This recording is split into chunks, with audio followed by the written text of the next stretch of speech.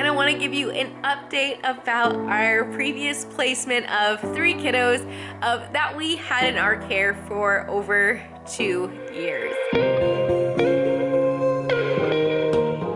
Hey guys, Merry Christmas! My name is Lisa Hoppy and my husband Peter and I are foster parents, and I make weekly videos about foster care.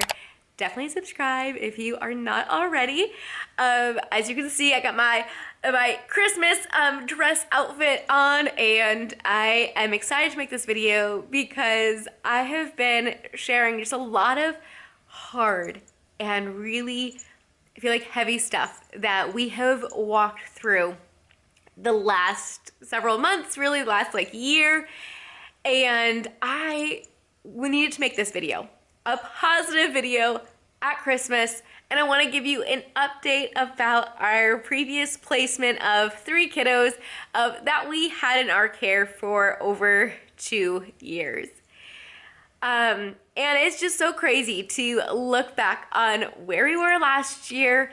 Last Christmas, we were walking through the limbo of the unknown of what was happening in their case after 2 years. And it was like, well, we need answers, you know, that the limbo, living in the wait, is the hardest spot to be as a foster parent. That is a lot of the foster parenting, is the waiting, what's happening, and the kids are, you know, having behaviors and you want to give them answers, but you're not really sure what answers to give them because you really don't know, you know, what is going on with their case. This past February is when it was decided that the kids were going to be reunited with their parents.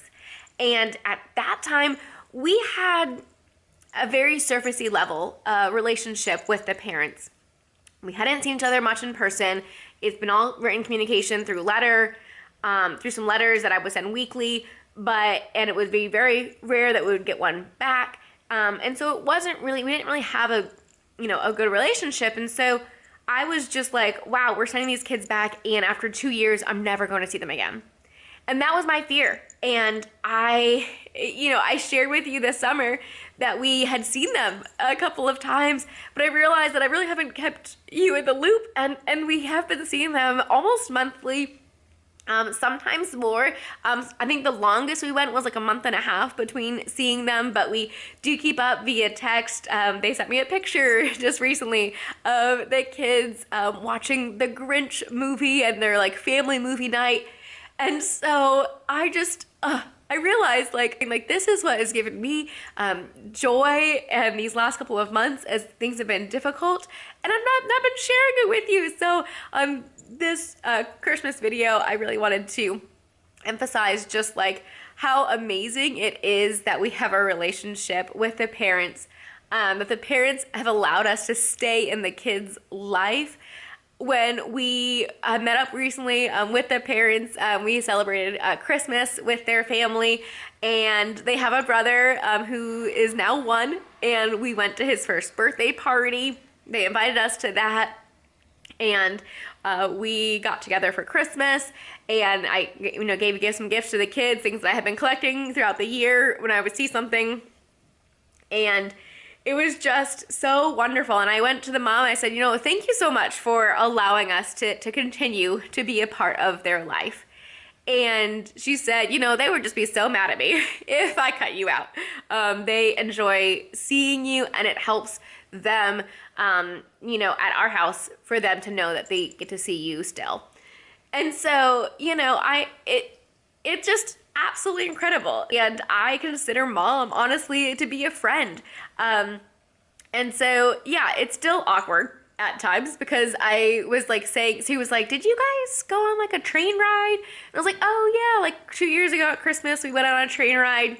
But apparently one of the girls was bringing it up, and so she's saying how cool that was, and I remember saying, that's funny she would say that, because I remember that she actually was okay, but it was the other girl that during that train ride she was really missing you guys, and not really happy about Christmas, and was really pouty the whole train ride.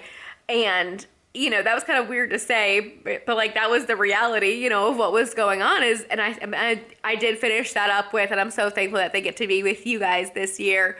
So yeah, I mean, is it a little bit awkward sometimes? Yeah, but I think some of that's to be expected. But the fact that they let us continue and they invited us to the 5-year-olds Christmas program at school. We got to see her sing, and I love it. At Thanksgiving time, we hadn't seen them since like the beginning of November, and honestly, like we know that holidays are super difficult for kids in care. Honestly, sometimes it's just nice to be like, oh, can we just like skip over this? Can we just skip over this? This is too much. This is too crazy. There's too many emotions. And then I found myself on Thanksgiving being very emotional, missing the kids. Last couple of years, we had this song that we would sing, Gobble Gobble by Matthew West, a very funny Thanksgiving song. And I was just missing them like crazy. And I had reached out the day before Thanksgiving, or the day of Thanksgiving. I said, Happy Thanksgiving. Maybe we can have a phone call sometime today. And they said that would probably work. And then it didn't work. And I realized that like I was super sad on Thanksgiving, just missing them. And it's like, if this is how I am, can you imagine what kids in care are going through when it's Christmas Day, or, you know, the Christmas tree goes up and their parent isn't there? And so, yeah, it's super challenging. So it just gave me some empathy, because I was like, yeah, I'm missing them. But yeah, this month we got to see them twice already, and I think we're probably going to see them again over Christmas break. We haven't nailed down the exact time.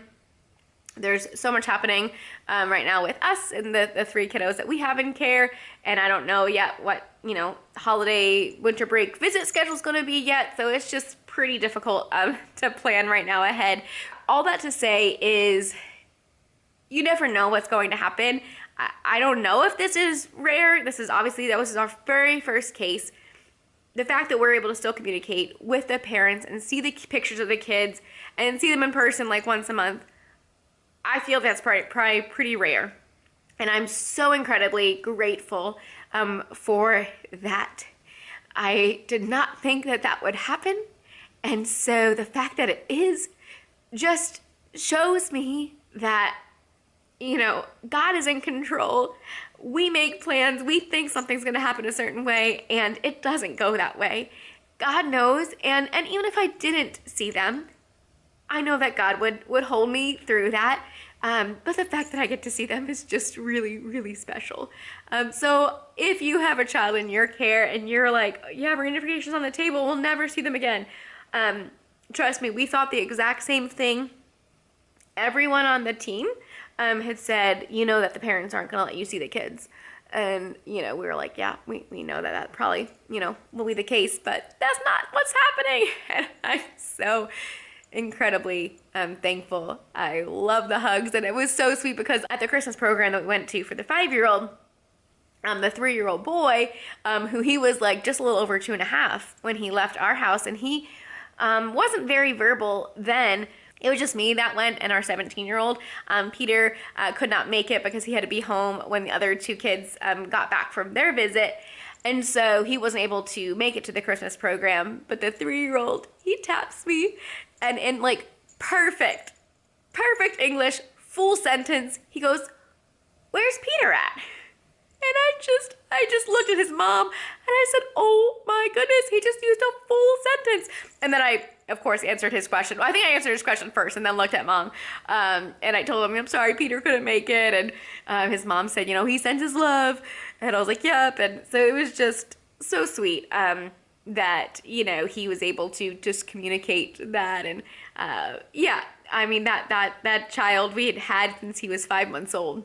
And so, yeah, we just have a special bond, and it's just so cool though to see his bond. Like, I feel like he's a daddy's boy, and his mom will even say the same thing. And I feel like when he was the last couple of months that he was here with us, he was really becoming more attached to Peter than to me.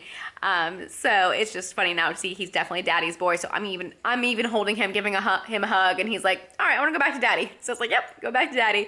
And so I love to see and still be a part of their life. And yeah, it's just incredible, and I wanted to share that with you this Christmas. That is probably one of the best Christmas gifts that I've gotten this year, is just to be able to continue a relationship with them and to see them, and the parents, you know, they're able to share their struggles that they're having with their kids, and we're like, yes, we've seen that too, and we can just, you know, encourage the kids, hey, remember, listen to your mom and dad. And it's funny because it's definitely like, you know, when they were with us, they would listen, you know, to respect their parents, you know, more. Now that they're with their parents, they're kind of like respecting what, like, our input and what we are saying more now. So it is cool to be able to speak into the kids' lives still. So I'm glad that they allow us to do that. So that was a very long-winded way to say that I'm very thankful. And I hope that you have a very Merry Christmas. Despite any chaos that is happening, I hope that you can find the joy. That's what this video is. There's a lot going on right now. I will share more in upcoming videos. So definitely subscribe if you are not already. And I hope that you have a very, very Merry Christmas. Bye, guys.